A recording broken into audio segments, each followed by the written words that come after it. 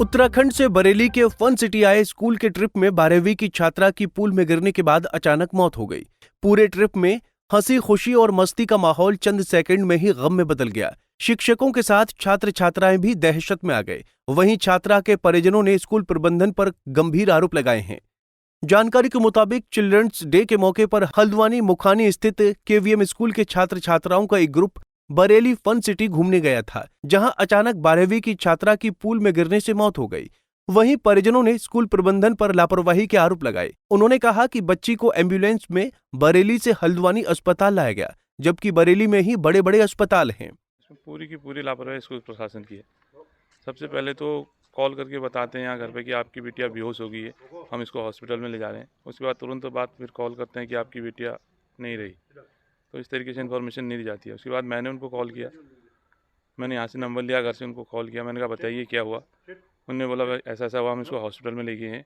मैंने कहा चेक किया डॉक्टर ने? बोला नहीं, गाड़ी में ही चेक किया। मैंने कहा एडमिट किया? बोला नहीं किया। मैंने कहा आप इसको यहाँ रोकिए, मैं आ रहा हूँ। बोला नहीं, सी इज़ नो मोर, हम इसको वापस ले जा रहे हैं। ये बयान थे स्कूल के। आपको कब पता चला? मेरे को इन्होंने बताया था 1 बजे। और जो स्कूल का दल है वो कितने बजे आया है यहाँ पे?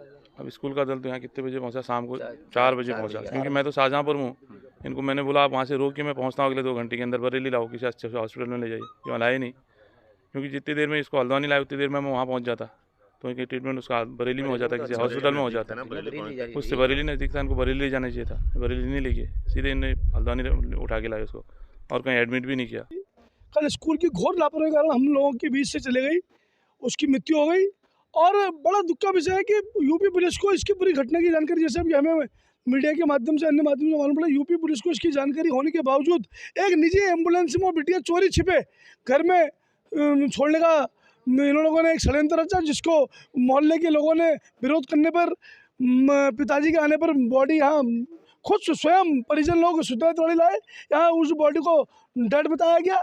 हमारा अभिभावक संघर्ष समिति और सभी अभिभावकों का निवेदन है कि स्कूल प्रबंधन पर कठोर से कठोर कार्रवाई हो और जो लोग दोषी उन पर हत्या का मुकदमा दर्ज हो। वहीं संबंधित मामले में सीओ हल्द्वानी ने कहा कि उनके पास लिखित तहरीर आई है, जिसके आधार पर कार्रवाई हो रही है।